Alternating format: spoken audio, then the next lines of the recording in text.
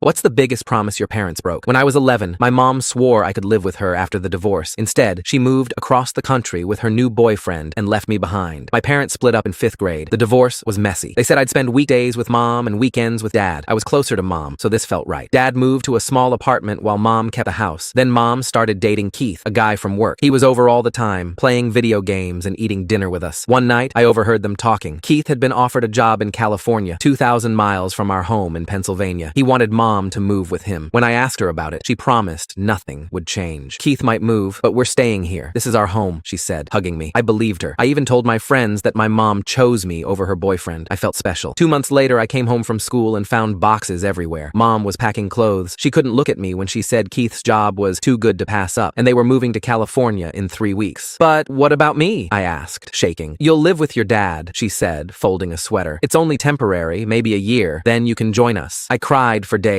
Dad wasn't prepared for full-time parenting. His apartment had 1 bedroom, so I slept on a pull-out couch. I had to change schools because we lived in a different district. Mom promised to call every day, but the calls became less frequent. First every other day, then twice a week, and just Sundays. Sometimes she'd forget completely. 3 months later, I got a package, a birthday gift, 2 weeks late. Inside was a postcard of a beach with a note, "Sorry we couldn't be there. Maybe visit this summer. Love, Mom, and Keith." That summer never came. Neither did the next one. Each time I asked about visiting, there was a new excuse. Keith's job was busy, they needed a bigger place, money was tight. Last week was my high school graduation. Dad and my stepmom, who I've grown to love, sat in the front row cheering. Mom sent a card with $50 and another promise. She'd make it to my college graduation, no matter what. Yesterday, I mailed back the $50 with a note saying she no longer needed to make promises she wouldn't keep. I have all the family I need sitting in the front row.